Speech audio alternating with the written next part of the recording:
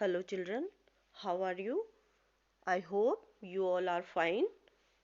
Then children, we are going to start to learn the chapter Motion and Time. Let's start. In class 6 you learned about the different types of motions. You learned that the motion could be along a straight line, it could be circular और periodic. तो बच्चों पिछली class में class 6 में तुमने ये पढ़ा है कि मोशन के डिफरेंट टाइप क्या होते हैं, यानी कि मोशन के बारे में पढ़ा है और उसके डिफरेंट टाइप्स पढ़े हैं। तो उसको याद करने की कोशिश करिए। क्या किसी बच्चे को याद है कि मोशन क्या होता है? तो मोशन को हम इस तरह से डिफाइन कर सकते हैं कि motion can be taken as the opposite of rest, यानी कि रेस्ट के विराम अवस्था की जो अपोजिट अवस्था होती है वही मोशन है। या विच an object change its position over time, time के अकॉर्डिंग जब कोई वस्तु अपना जो वो वस्तु है वो विराम अवस्था से गति की अवस्था में प्रवेश करती है या अपनी पोजीशन चेंज करती है, अपनी स्थिति चेंज करती है, तो उसे क्या कहते हैं? मोशन कहते हैं। और मोशन स्ट्रेट लाइन मोशन और सर्कुलर मोशन और पीरियोडिक मोशन, इसके बारे में आप याद करने की कोशिश करिए और हम आगे बात करते हैं। Given some common examples of motions, identify the types of motion in each case. कुछ एग्जाम्पल दिए हैं, इसमें आपने पता करना है कि कौन सा मोशन है, ये बताना है। देखिए, soldiers in a march past, किस तरह का मोशन होगा? ये स्ट्रेट लाइन मोशन होगा। Bullock cart moving on the straight road, ये कैसा होगा? किस तरह का मोशन होगा? ये भी स्ट्रेट लाइन होगा। Hands of an object, hands of an athlete in a race, ये कैसा मोशन होगा? पीरियोडिक होगा। Pedal of bicycle in motion, ये कैसा होगा? ये सर्कुलर होगा। Motion of earth around the sun, ये कैसा होगा? सर्कुलर भी होगा और पीरियोडिक भी होगा। मोशन ऑफ अ स्विंग, झूले का किस तरह का मोशन होता है? झूले में पीरियोडिक होता है। मोशन ऑफ द पेंडुलम, ये भी पीरियोडिक होगा। तो इस तरह से हम इनको कैटेगराइज कर सकते हैं कि किस तरह का मोशन, किस तरह की गतिविधि में कैसा मोशन हो रहा है। It is common experience that the motion of some objects is slow while that some others is fast. तो हमारा ये सामान्य अनुभव है कि कुछ वस्तुओं की गति मंद होती है जबकि कुछ वस्तुओं की गति तेज होती है। ये हम दैनिक जीवन में देखते रहते हैं। तो आज हम इसी के बारे में पढ़ेंगे और पढ़ेंगे कि स्लो और फास्ट मोशन किस तरह क्या होता है और किस तरह से हम उसको डिफाइन कर सकते हैं। We know that some vehicles move faster than others. कुछ व्हीकल्स जो हैं वो कुछ वाहन जो हैं अन्य वाहनों की तुलना में अधिक गति करते हैं, ये सब हम जानते हैं। Even the same vehicles may move faster or slower at different times. और कभी कभी तो ऐसा भी होता है कि एक ही जो व्हीकल है, एक ही वाहन है, वो अलग अलग समयों में अलग अलग तरह की गति करता है। कभी तेज चलता है और कभी स्लो चलता है। Make a list of 10 objects moving along a straight path.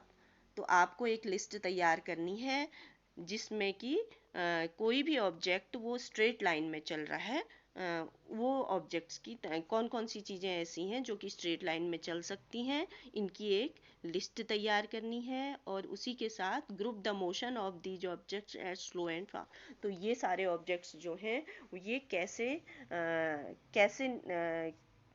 मतलब उनको वर्गों में बांटना है कि उनकी गति के आधार पर कौन तेज चल रहा है और कौन धीमा चल रहा है, इसके आधार पर आपने एक लिस्ट तैयार करनी है। How did you decide which object is moving slow and which one is moving fast? तो आप कैसे डिसाइड करते हैं कि कौन सा वाहन जो है वो धीमी गति से चल रहा है या कौन सी वस्तु धीमी गति से चल रही है और कौन सी वस्तु तेज गति से चल रही है?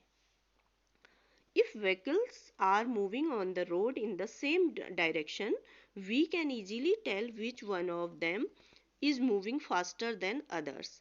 जब हम कभी भी रोड में वाहनों को चलते हुए देखते हैं, वो एक ही दिशा में गति कर रहे होते हैं, तो हम आराम से बता सकते हैं, सरलता से बता सकते हैं कि कौन सा वाहन अन्य वाहनों की तुलना में तेज चल रहा है। Let us look at the motion of the vehicles moving on the road. अब हम एक चित्र देखेंगे, उसमें हम मूव करते हुए देखेंगे कि किस तरह से मूव कर रहे हैं ये व्हीकल्स रोड में। देखो, vehicles moving on the same direction on the road. ये देखिए, आप गाड़ियां चल रही हैं एक डायरेक्शन में, ठीक है। अब समटाइम्स, आफ्टर सम टाइम, कुछ टाइम बाद इनकी सिचुएशन ये है, कौन सा व्हीकल कहाँ है और किस स्थिति में है। आराम से आप देखिए, पहला चित्र भी देखिए और दूसरा भी देखिए, दोनों में तुलना करनी है हमें, ठीक है।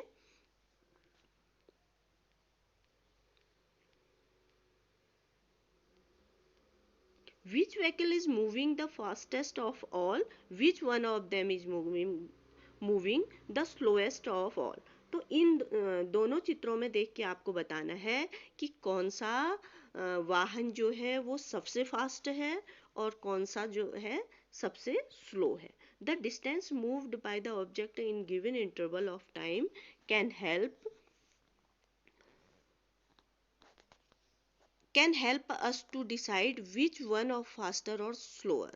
तो हम उसकी मूवमेंट की डिस्टेंस देख के और टाइम इंटरवल देख के ये पता कर सकते हैं इनकी हेल्प से कि कौन सा वाहन जो है वो तेज है और कौन सा स्लो है एक दूसरे से।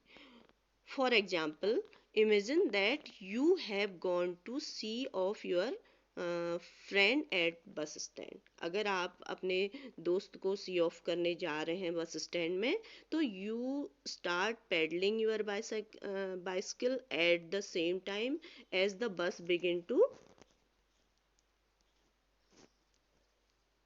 तो एक ही टाइम में अगर आप अपने फ्रेंड को सी ऑफ करने के लिए जा रहे हैं, तो बाइसिकल लेके जाना ज़्यादा अच्छा होगा, या आप मान लीजिए कि बस के चलते ही आप अपनी साइकिल से पर पेडल मारने लगते हैं और 5 मिनट में आपके द्वारा चली गई दूरी बस की दूरी से काफ़ी कम होगी कि नहीं। आफ्टर 5 मिनट बस बहुत तेज चल रही होगी और आप स्लो हो रहे होंगे, क्योंकि आप किससे चल रहे होंगे, बाइसिकल से। दोनों की गति में अंतर होगा। तो आपको पता चलेगा कि कौन सी आप ये बता सकते हैं कि किसकी गति ज़्यादा है या किसकी कम है। It is easy to decide whose speed is highest. One who takes shortest time to cover the distance of 100 meters has the highest speed।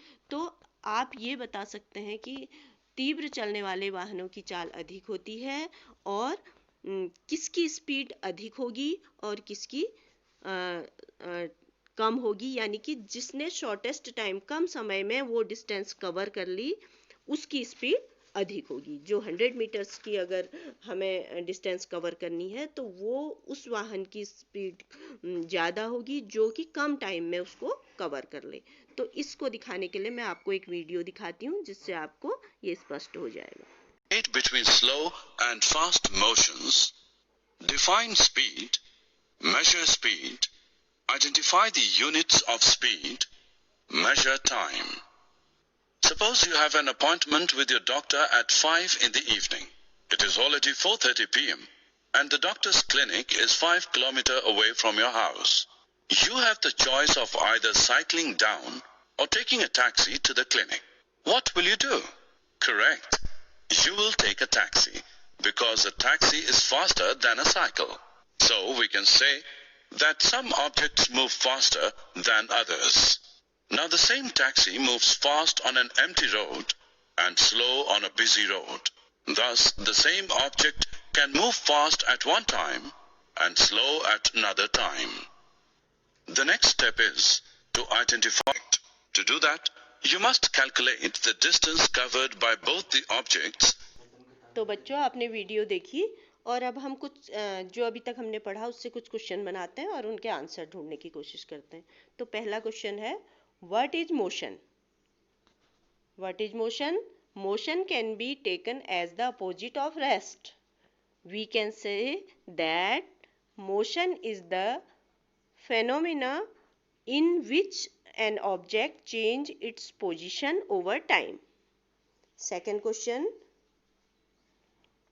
identify the types of motion in each case, straight line, circular or periodic.